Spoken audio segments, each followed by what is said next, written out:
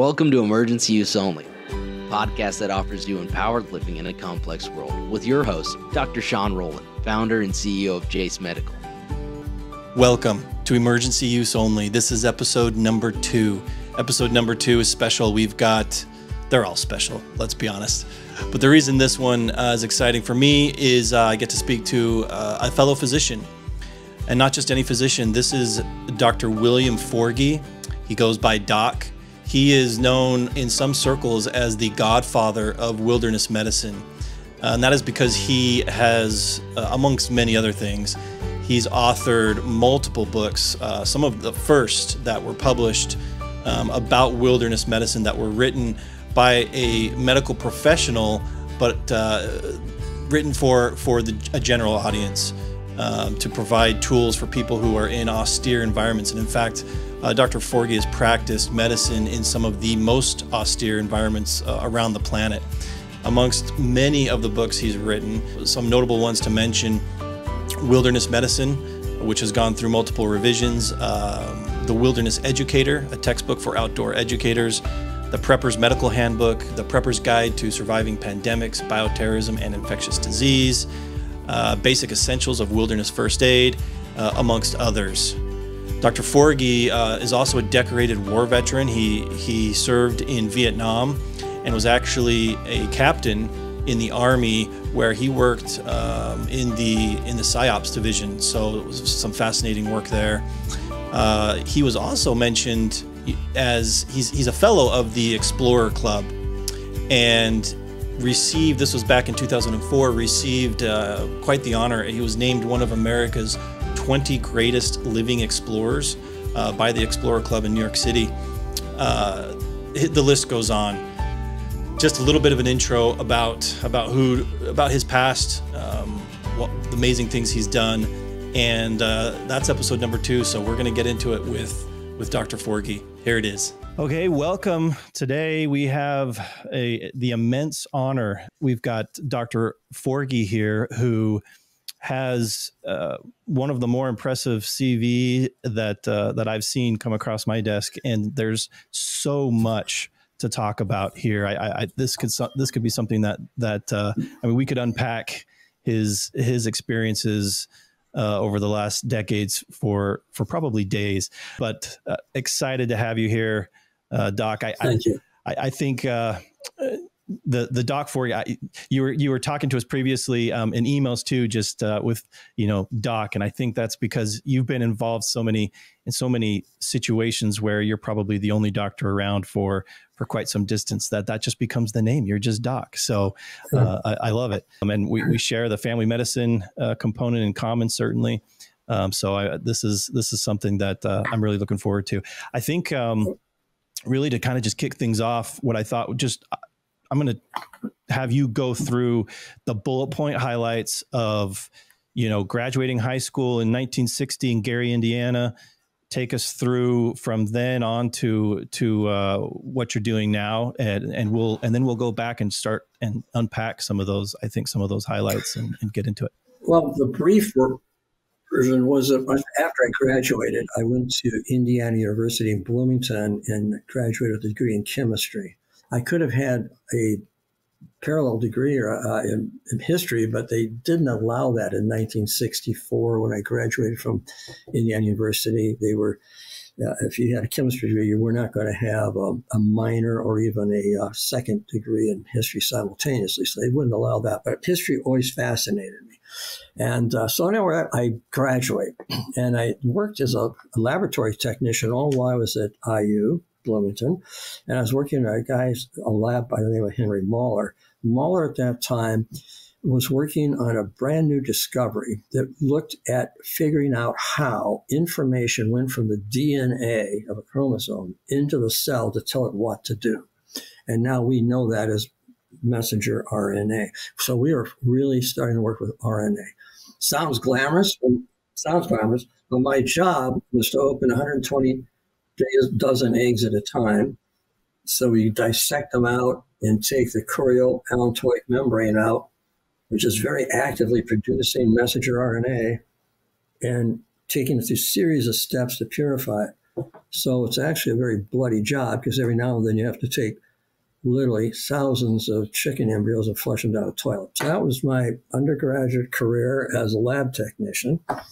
And you could see how you might burn out doing that. I did become a member of the National Speleological Society during that time, and I opened up some really major cave sections near Bloomington. Had a grand time being a caver, spelunker. But then I also started racing bicycles because IU has a big bicycle race. And so I spent the last two of my undergrad years really racing and gave up the spelunking and actually worked only very part-time for the laboratory. So and then did you get like doing this, the caving, and is that something that you had a group of friends? How did you get into that? What drew you? So I read a book when I was in high school, and it was called Cave and Cave Diving by a guy by the name of Durand, French writer. And I just thought, I got to do this.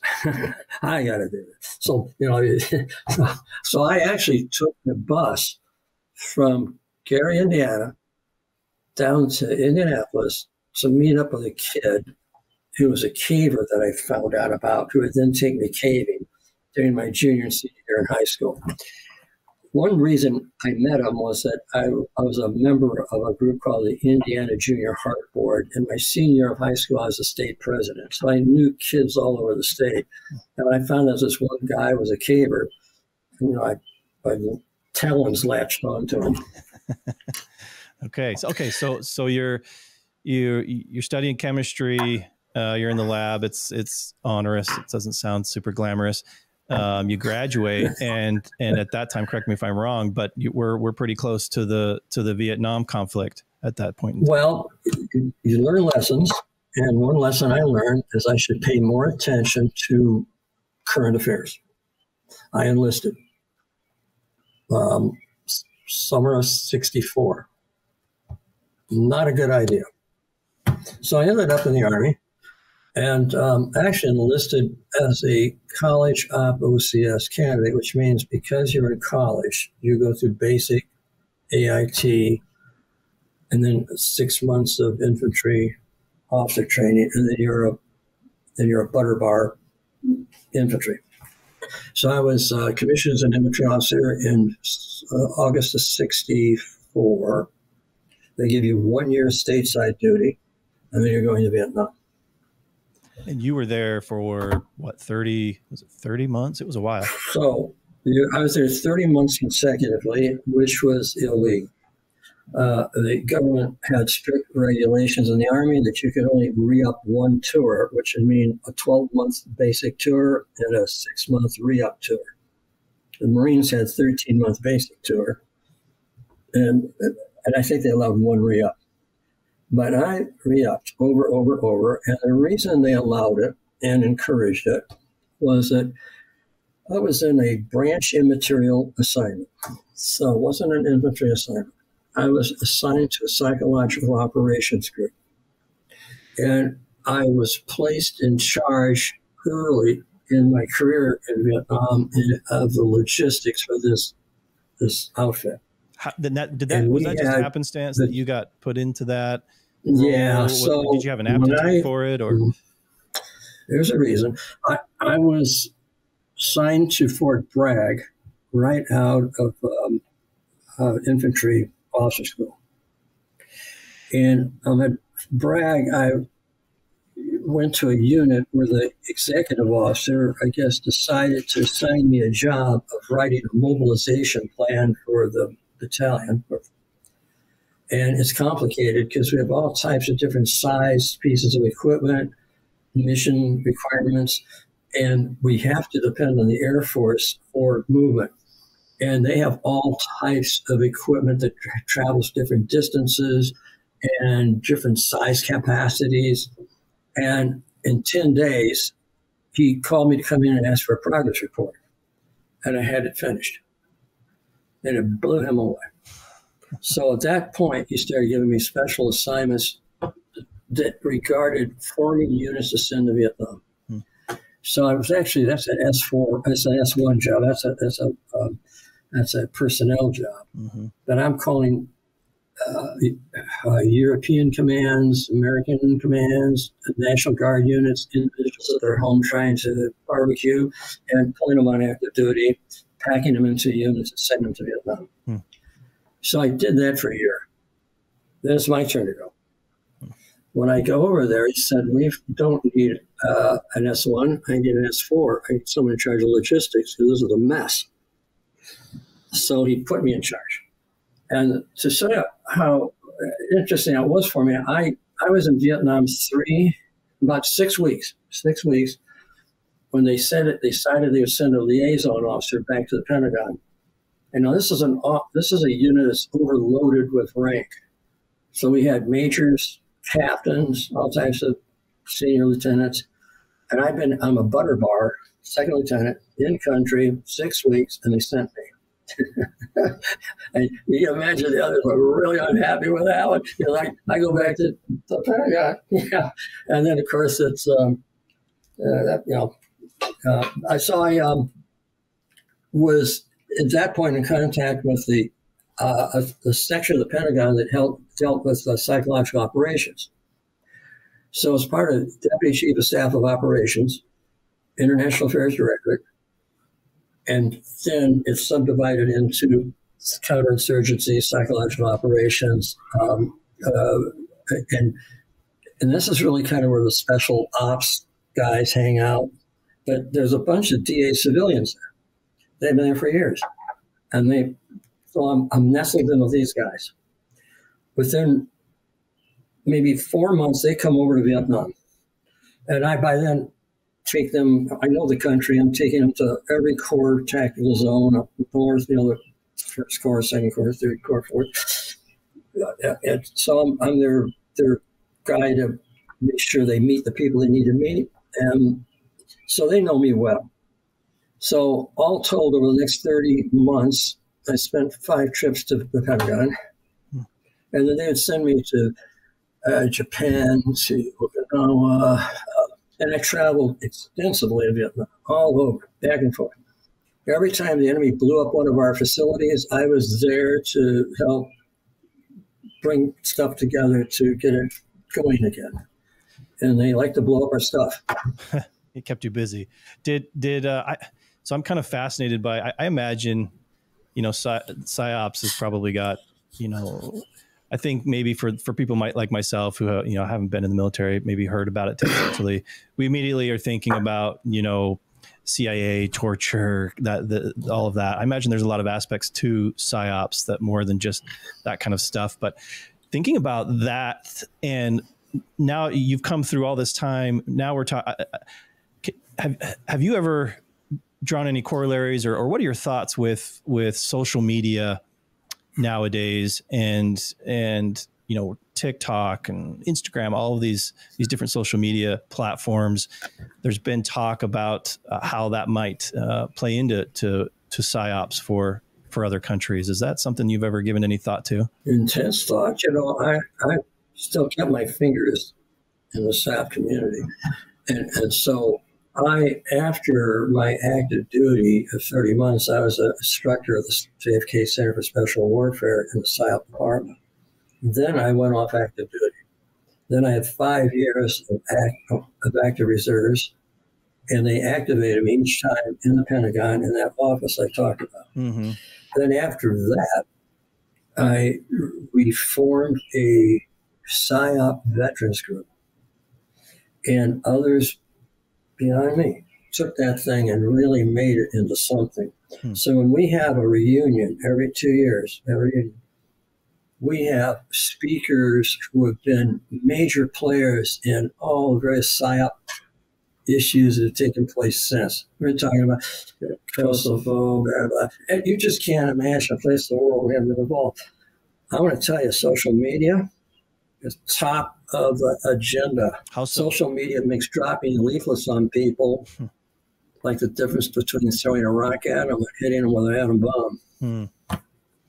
Is this something you think that there is just being leveraged maybe by government operators, not necessarily the companies themselves? It's not the It's not the intent of Instagram or their parent company. It's more how that can be leveraged by maybe not bad actors, but at least people with government level kind of interest.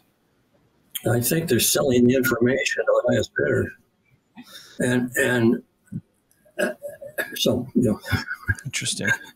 Yeah, we had. I mean, it's interesting. We had one of our previous guests, the Phil Cowley, who's a pharmacist, and he's used Instagram, TikTok. He's used social media as a really powerful platform, basically for good, where he's doing good. He's doing good things. So it's just interesting, and it was interesting to me in that conversation with him because it's usually framed in this, how manipulative social media can be, how detrimental to our health it can be psychologically, certainly, with our youth, with teenage girls and body image and just all of the things that it can be used as a tool for negativity.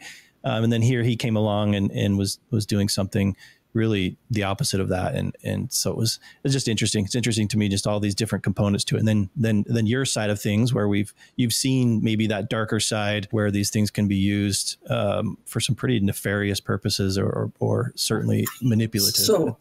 So you got to understand, in the psyops in the Army, you've got rules of engagement. We could not, for example, interrogate a prisoner, but we could interrogate a person who gave himself up through a program up like the Chu Hoi program in Vietnam. So maybe you encourage him. Hoi Chan was a prisoner of war. We couldn't talk to them. Mm-hmm. Chu Hoi, who gave himself up, we could talk to them. And so these, and then we're not, all of our propaganda was developed for North Vietnamese citizens, for North Vietnamese Army units, or NVA or Viet Cong, and for Southern citizens of South Vietnam, not for American military or American civilian use.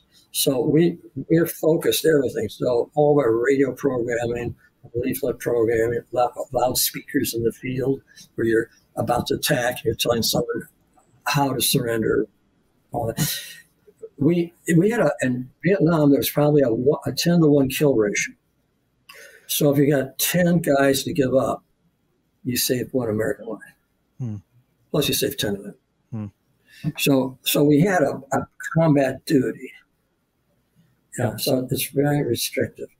Interesting. And now, as we go forward with life, you're looking at these areas that even the military side won't touch, but it's interested in. And there are other government agencies that do touch it. And so your discussion that it can be used for bad purposes is true, but it can be used for good purposes. And putting forward your concept of your side of the story, it can be a good for you. The others may not agree with it. Right.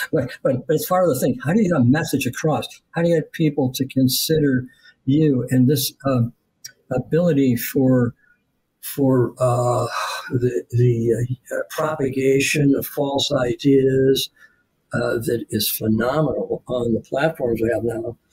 Is staggering people. They don't know quite how to get a handle on it. And so it's a very interesting area. I love reading about it, but I'm not in the mainstream of working with that genre. Yeah. I mean, it is. It's you touched on that, and I've talked about it before too. Is just the amount of information, the amount of disinformation presented as truth, presented as fact. It's staggering to the point that it makes it nearly impossible for anyone to find what is objective truth. Because without that, you don't have anything, and you can't find peace in life. It's just it's really hard. I think that people need to use critical thinking. So if I see an article that says the Ukrainian army is winning or it's losing, I won't believe either side. I mean, you gotta just know that no matter what you're being fed, you're being fed. Yeah. And then does that mean you can't make some sense out of it? You probably can't. but not blindly. Yeah. Well, so what do you do? That's a good example. So when you see that headline about something going on in the Ukraine, and you're a skeptic, you're not sure. So what do you do to educate yourself, I guess, or where do you find that information that you feel like you can trust? I think you got to let time will tell for us. We have to just wait back and watch history write itself out. We're not going to figure it out. But on the other hand, for example, I'm working with a hypothermia expert in Manitoba. We together now sent over 1,000 tactical combat tourniquets to the Ukraine, and he's flying over in about a week and a half to join them in West Ukraine and then take him deeper into the east. Ukraine, we know, is a country that has a huge amount of problem with graft and corruption, and so put supplies in there of the quantity we are planning to put in there as a nonprofit. You've got to have some boots on the ground to watch it move. And that's been my experience in Haiti. I mean, so as much as you're enthused about Zelensky's government, you realize it must be rife with kind of problems. And I can see why the American government is using various blockchain methods of even scanning the artillery shells. And that isn't real practical in a fluid situation, but it's very important when it comes to the vast quantity of material that you keep track of, even artillery shells. Yeah, trust but verify. And so that's back to my old logistics day. Yeah. We try to keep track of what's going where and why is it going there, and then how's it missing. Okay, so you're doing all this stuff down in Vietnam, traveling all over. You spend a lot of time re-upping, going through that. At some point, and I believe I heard somewhere that at some point during that journey is where you decided, hey, I think I want to get into med school. I want to go down that path. Is that how things went? Yeah, and when I was a kid, I thought of being a doctor, but I thought I can't because I am not worthy. My physician was one of the greatest people on the planet. And I respected him so much, and I thought, I'm not that guy. So, okay, I'll go into research. And I can't be a doctor. But when I was in Vietnam, I decided, you know what? I could probably be a doctor. So I decided when I was in Vietnam, it was just one of those things that's, okay, by George, I'm going to become a doctor. I'm going to give up my career here, such as it is. And I'm going to dump it. And was it a confidence? I'm going to get into med school. I'm going to be a doctor. Yeah. How did that? So yeah, what changed? What was it? Was it just a maturity thing, a confidence Probably thing? The second bottle of Matou's Rosé wine, probably, but I don't remember. Okay, somewhere along there you got that. Yeah, somewhere along there. Okay, all right. So you go to med school, and you did your everyone does their 4 years of med school. It wasn't that easy. Okay. So I get out of the military, and I'm the instructor at JFK, and I figure that I won't just get into med school. And actually, it took me 2 years of graduate school. Okay. In microbiology to get into med school. Okay. Then I made it, med school. Now, one thing I'm proud of, that before I got my MD, I'd been made a fellow of the Explorers Club in New York City. Okay, before. And that's a rare honor. Yeah. Yeah. How old were you at that time? 35. 35. Wow. So I graduated from med school. I'm 35, and I was a fellow of the Explorers Club. And I do. And so that, yeah, I wanted to talk about the Explorers Club. How did that come about? How did you, how that, like you said, that was a rare thing. So how did that all come about? It's maintaining a parallel universe for yourself. Even when I was in Vietnam, so you're allowed an R&R 1 week, your first year. Every other 6 months, you got another R&R. And I ended up going to Taiwan, Hong Kong, and one of my goals was to put my feet on mainland China. How do you do that? I did it. Very complex story, but basically I worked out that so when the trip was ready to do it, I took R&R trip to Taiwan. I flapped my passport, which I got getting a passport as an army officer in Saigon. It was not easy. What I found is if you go to a place like Japan, I went to Japan, and if you buy a fancy lens like a Sahi Pentax lens, you had to have a passport to put a stamp in it to take it out of the country. So when I found I couldn't buy that device, I went to the embassy, had them issue me a passport. So the next time I went to Japan, I could buy a lens. I did eventually go to Japan, but it wasn't the purpose of me getting a passport. Yep. So I get this R&R, go to Taiwan, and then they want to check into a whorehouse. So I just, flipped right around into civilian clothes. Went back. But the main part is when I came to Taiwan with all these guys with their orders, I pulled out my passport, and the guy staring at me, but he stamped me in. Once I've been stamped in, I was cool. Came right back to the airport, flew to Hong Kong. I normally stayed at the Hilton as in Hong Kong. I immediately turned my passport over to the Portuguese embassy in Macau. I got the visa for Macau. And then I got on the overnight ferry, or high-speed ferry, actually, to Macau. I made it to Macau. And then I was there. Then I had to take the ferry back. Now, the problem is, without enough thinking, I did this the 1st of October, 1960, I had to be 68. Now, you remember 1st of October, what that means in Red China? No.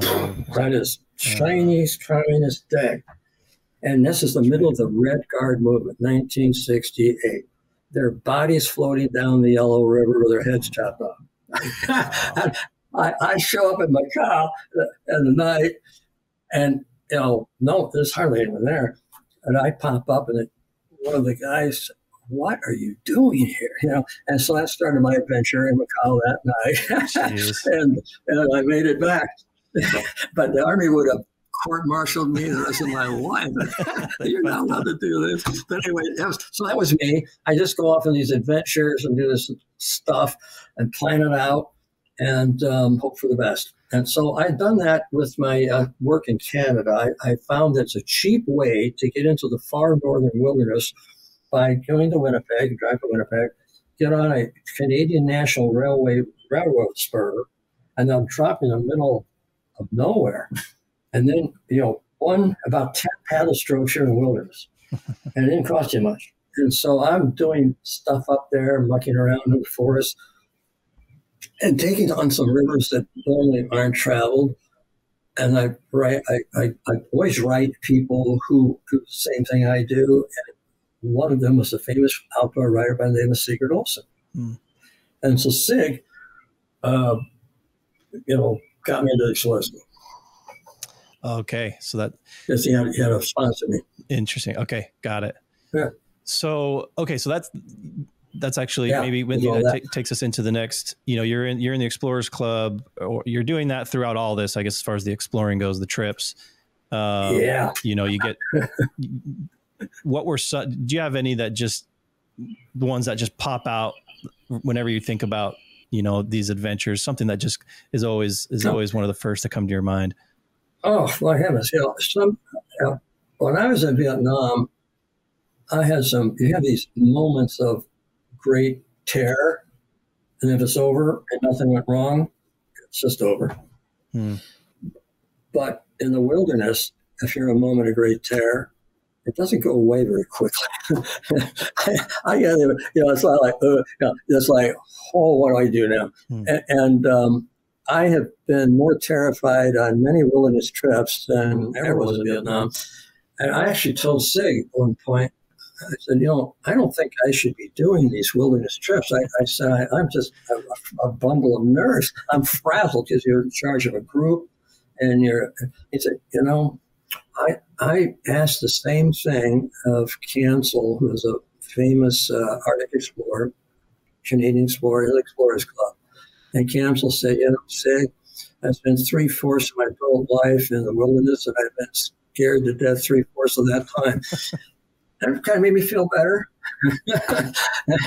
I mean, the stuff that bothers you is kind of what ought to bother a prepper. Hmm. What am I going to run out of? How much time do I have? What's the backup? What do we do if this goes right? It's a constant evolving problem of, wow, we're responsible for everything happens. No one's going to help us.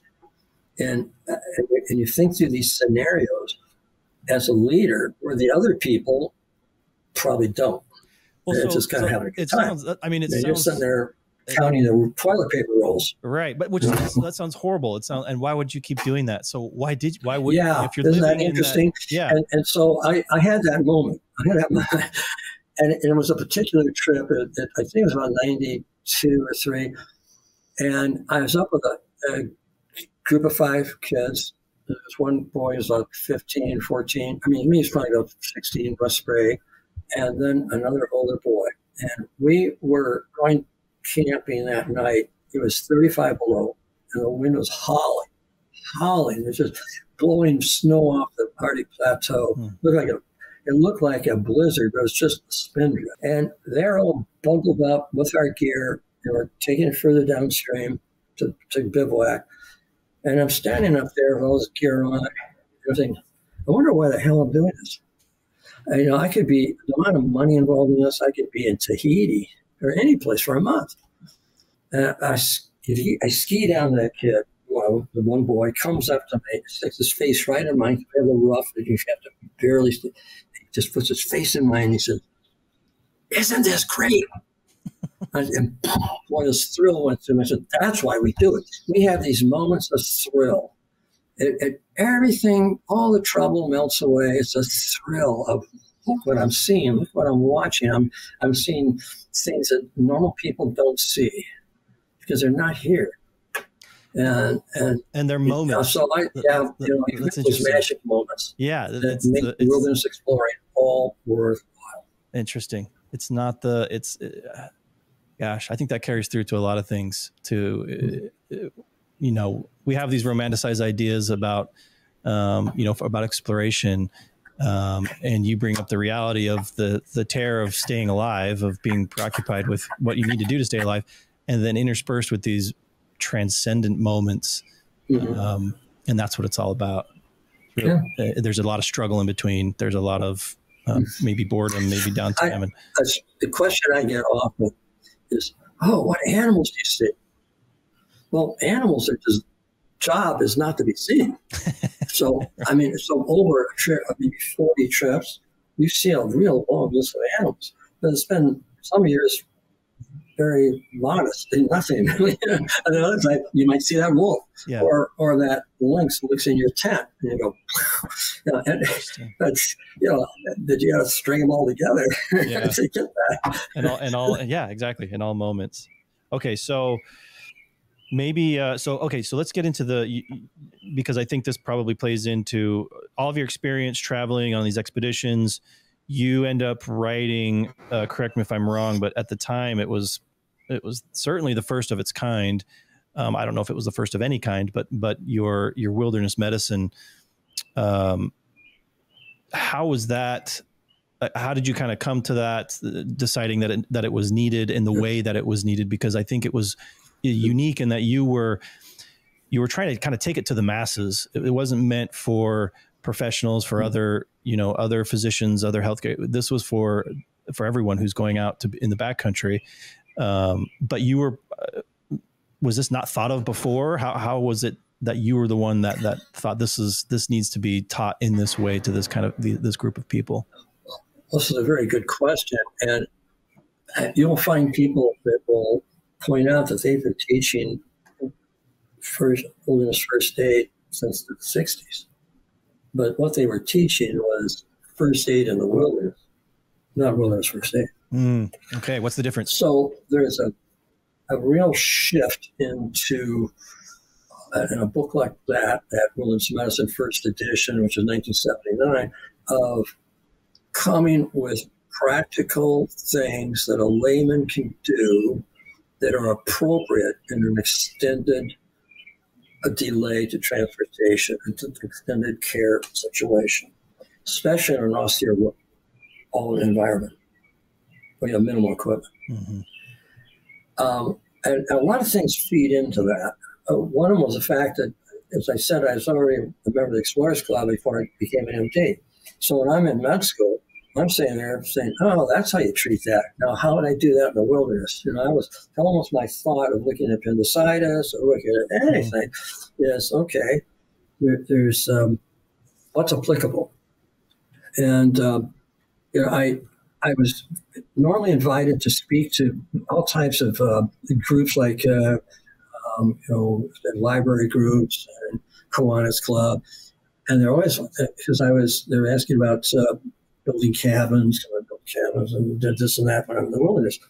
But as soon as I admitted to med school, they immediately started asking me medical questions like, how do I handle appendicitis? That was a big question. I think that the inspiration for that was dealing with people like Sigurd Olsen and Calvin Rutstrom, who'd spent decades in the wilderness and would tell me these stories of these medical adventures and what they had to do to solve different problems.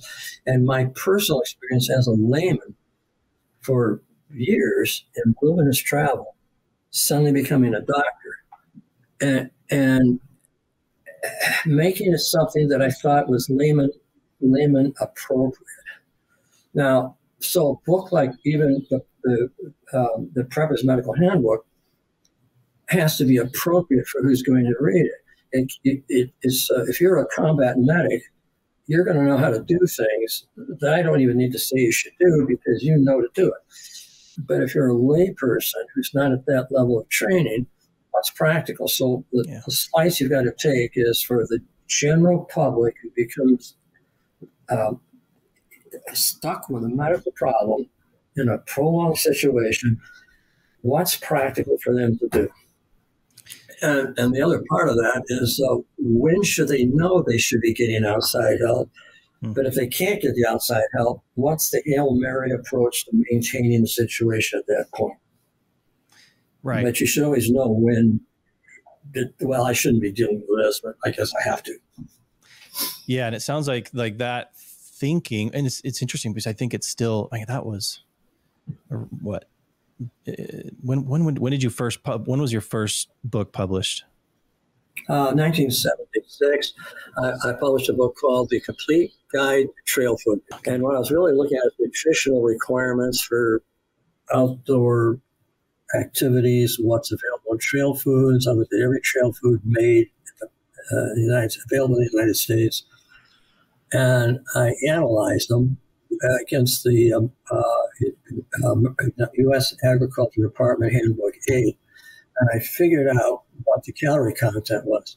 And you can't believe how many companies called me saying, because this is before that was put on packages. Right. And I had companies call me saying they're wanting my information. Suddenly a law was passed, I had to put it on their package. And, well, where do you get this? Well, this is how I figured out. Wow. You can have it. Good luck. Well, it's crazy that you know, you're kind of the forward thinker back then. You're basically, you found yourself where you've lived this, you had this life experience, you became a professional, and now you had the title, you know, you had the MD, so now you had some authority, and then you're able to bridge that gap between kind of layperson and professional, and provide those tools to empower a prepper, someone going out in the wilderness, just someone who isn't a professional. And that's still going on. I mean, it's still, that was the exact, I'm just sitting there listening to your thought process in the balance you have to try and achieve. And it was the exact same, you know, when I wrote our emergency, our antibiotic guidelines, you know, our little, it's a little handbook. It's 20 pages long. It's just the specific meds and some very specific narrow scope uses.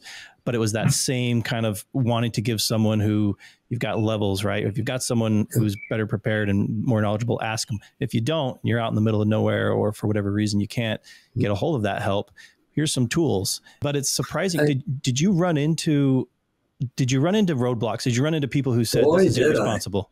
After Willis Medicine, I actually got a phone call from some guy who said he represented University of Chicago Medical School, and he wanted to know what was I thinking putting some of these material that I had in Willis Medicine in amount to a lay book.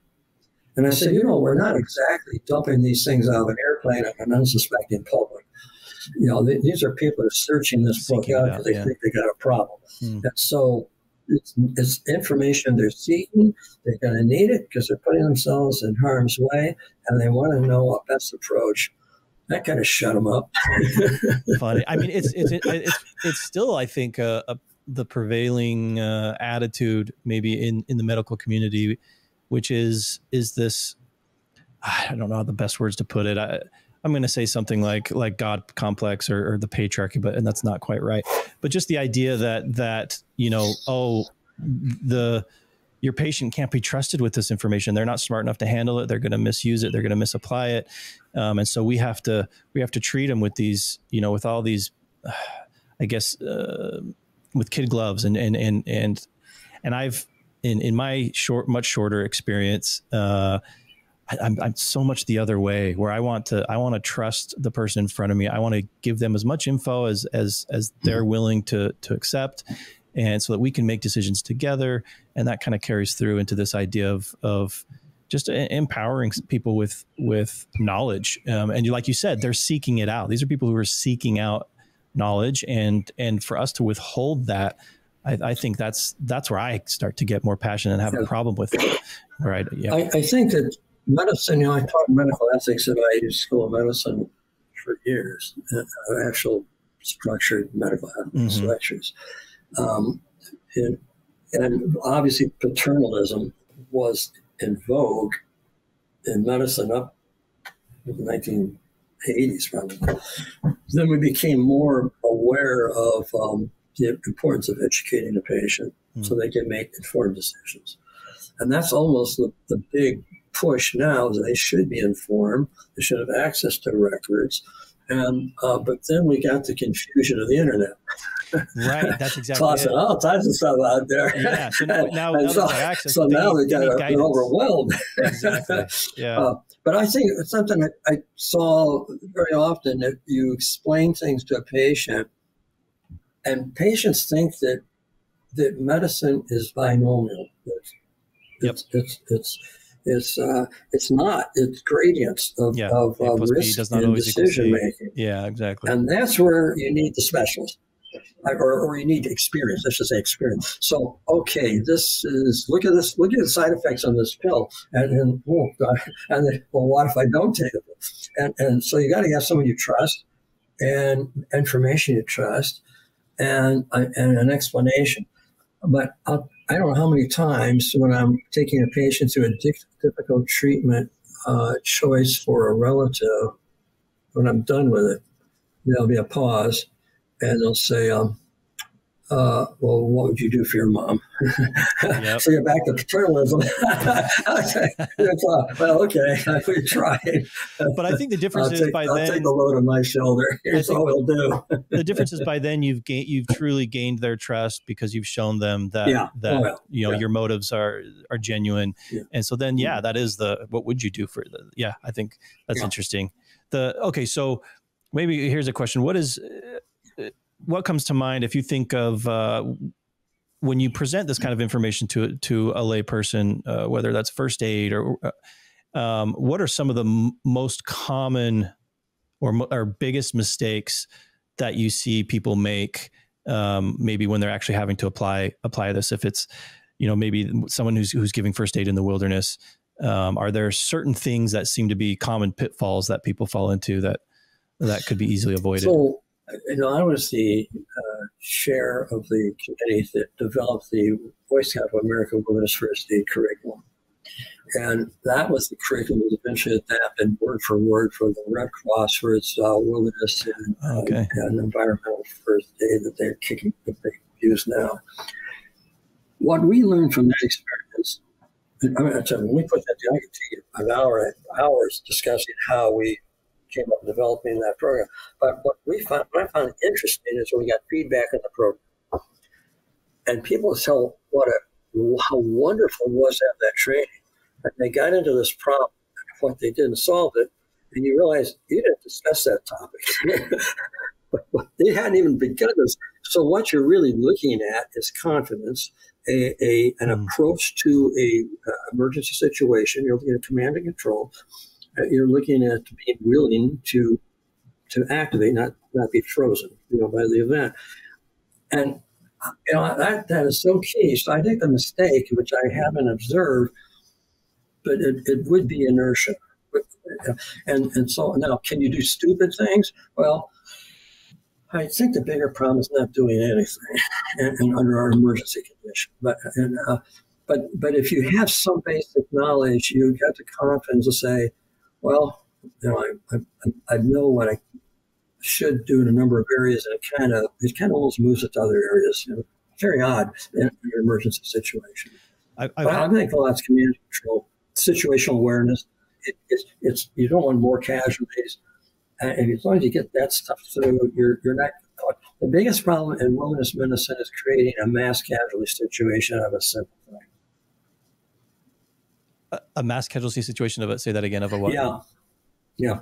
For example, if there's a rock that falls off the cliff and hits a kid, and you're playing games with it, not thinking, well, if there's one rock, maybe there's more. And you got 5 guys around.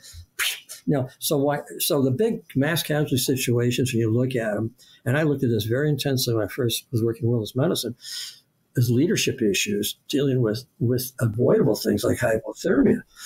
And I just right off said, I could teach all the wilderness medicine I went to the planet. It won't do a particle of good compared to teaching leadership skill. So I became very active in outdoor wilderness leadership circles.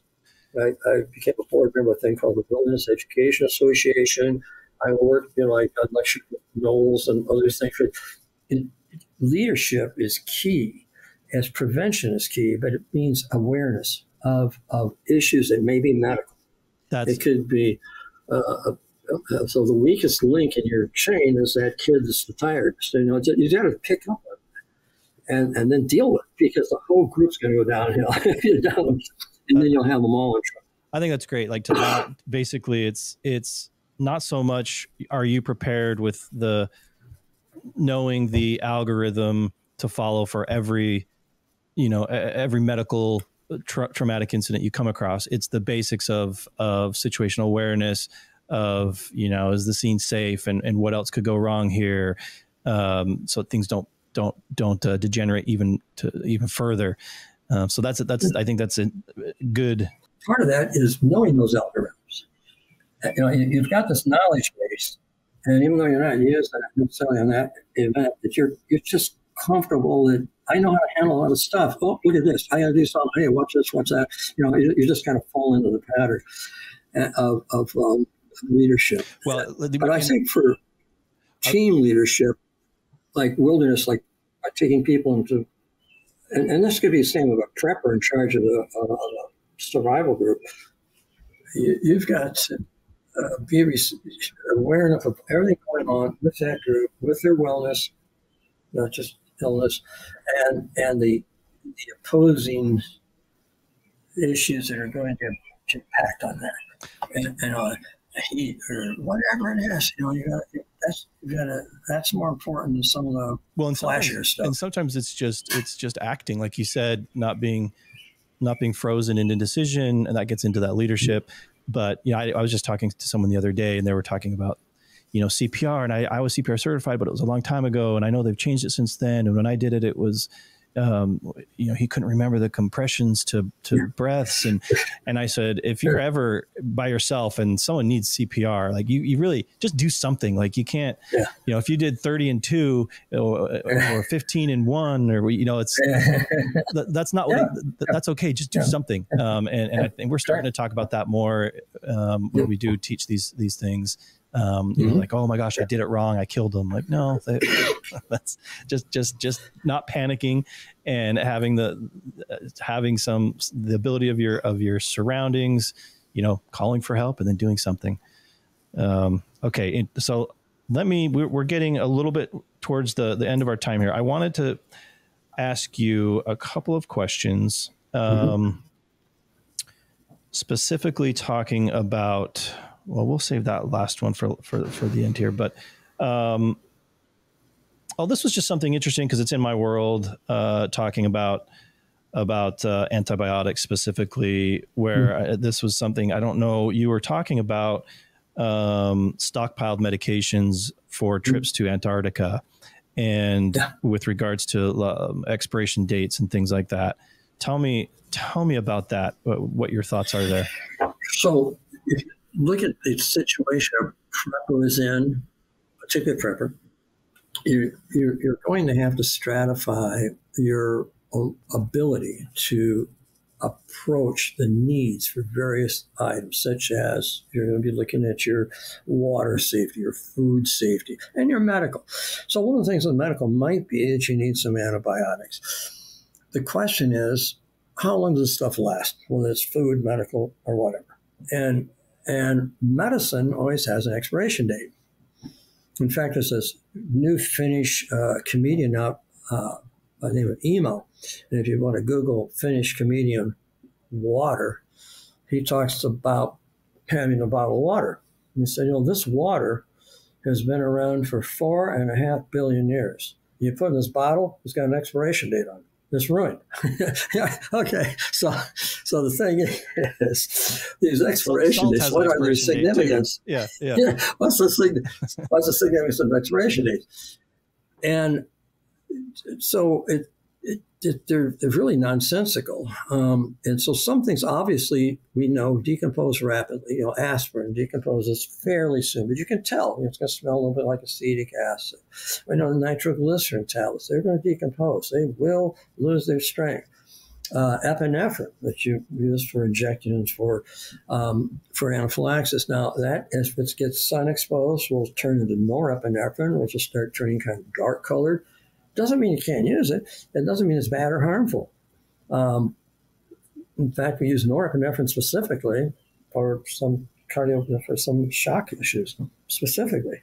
But you don't want it to go bad. But if it goes bad, is it important or is it unimportant? The other thing is, how do we know it went bad?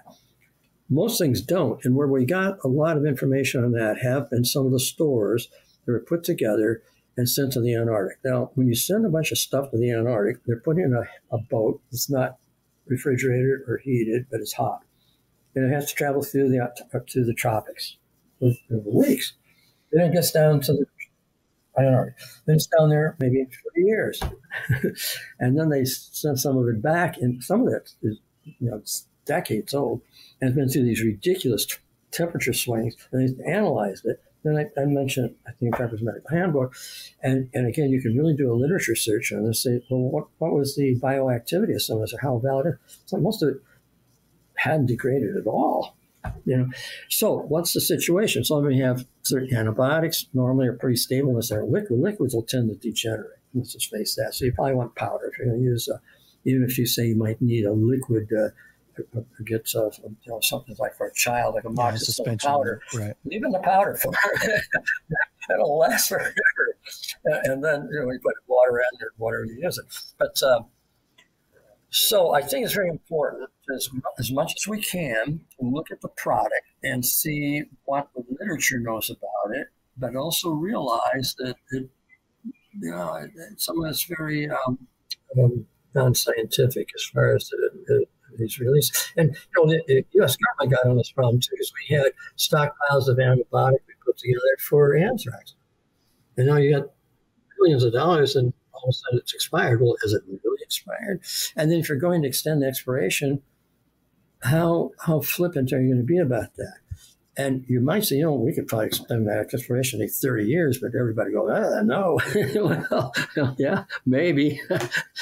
So it's a very important topic. And I would say in general, if you got something, it's better than not having it. Yeah. It sounds, that's certainly, you touched on that. Like the shelf life extension program that the government put into effect to check those stores, and what they've found over many years is borne out to be exactly what you found with the medications going to Antarctica. I think that's important. That's something that we try and get the word out quite a bit to people, because it could be the difference between life and death for someone in a particular situation who's hesitant to use a med that might be on the other side of its expiration date. They're almost never harmful. Yeah, right.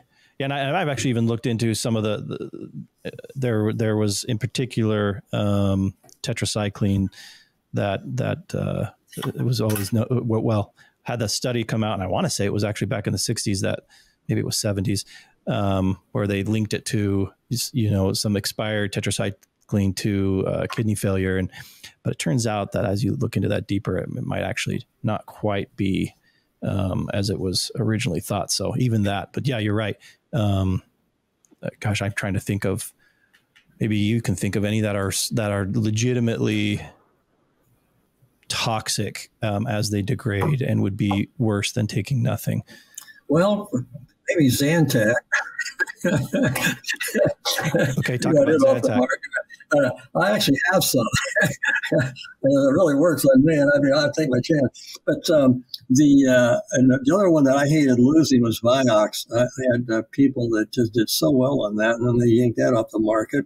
And I had people begging me, "Do you have any samples?" No, but I wished I had. But that's not because of a degradation from time degradation. It's just that they found that the manufacturer, I had a very big guy go to Haiti with me, because I have to Haiti much of the time, and lots of doctors have gone with me. So one of the guys down there with me was in charge of the Department of Defense immunization program. So knowledge base, very, very, very. And he said, right now we don't have a single active ingredient for any antibiotic made in the United States. They're all made in either India or China. He said there's over 10,000 companies in China that manufacture components for our medications. He said the FDA's got 5 inspectors in China, and none of them speak Mandarin. And so you realize that this what you do is you're going to find out things when they go wrong. And so again, they find out someone's contaminating the manufacturing process because they're not removing the solvent correctly, or replacing it like they did with Zantac, and then they did with a number of hypertensive medications. So you get a contamination in manufacturing. But when it comes to degradation into a dangerous situation, obviously we want to have fresh product. I would never be worried about something other than some of those few things we mentioned at the beginning of this discussion, frankly, for years. But, what does 30 years do? I don't know. Right. That whole China, that's a whole nother one. A whole nother rabbit hole, right? God, I started in 1860. And I went back after that a bunch of times. I first opened it up. It was an amazing place, but not going back now for a while. When it comes to our medications coming out of there, and you've got not only five investigators or whatever not speaking Mandarin, the rest of the manufacturers in China by law or by regulation per the FDA aren't even required to divulge where they're sourcing their ingredients from, and there's a lot of concerning things there. I think that many people who are very interested in blockchain technology have felt this is an answer where we could blockchain every ingredient, and that would be a requirement for every component of critical items like pharmaceuticals or many other products, where you can tell every spot in that thing where it came from, and that would be a critical thing. But my gosh, we're probably a ways off from that, especially when it comes to manufacturing stuff in China. Absolutely. No, you're right. And it's like a great solution. It just isn't bad. And they're getting, that was something. They got the rest of it. They get that was something that in the pandemic, the Indian government published for probably the first time some actual numbers on and it came to light because they were dealing with shortage, and they were saying that they get 70% of their ingredients were coming to make their medications in India were coming from China anyway. So, yeah. Well, okay. Last question. Since you've been so generous with your time, is there a particular, a poignant story, something that whether it's related to all these medical missions you've been on, all the volunteer, these missions to Haiti, all over the world, that really solidified your love for medicine and why you're doing this? Or if it's maybe even not in the medical community, maybe it's just your life experience that has kind of, we talked about those moments, the moments where you're in the middle of this blizzard, and it just seems like it would just be a miserable place to be, rather be anywhere else on the planet. But yet you stop for a moment and you realize, like, it all comes together. This is why I'm here. This is why I do this.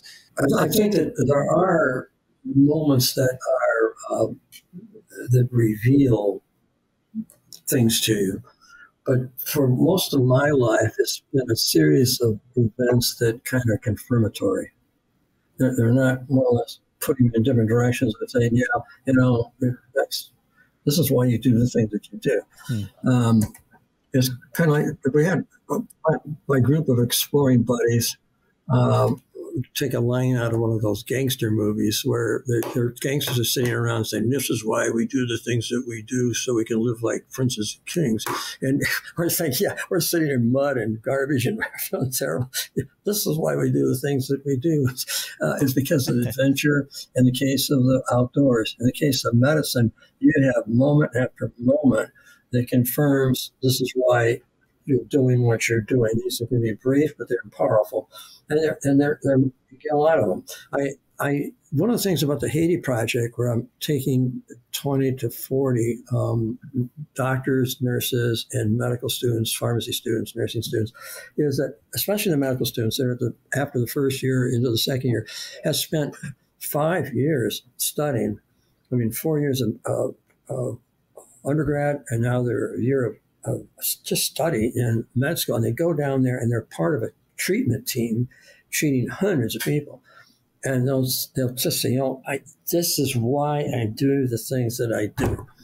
And because it's just a thrill. Now, after that, that's a real super experience to be setting up in a different mountain community every night, every day, and see hundreds of patients. And we did it with the local physician community, with the local nurses. We were integrated.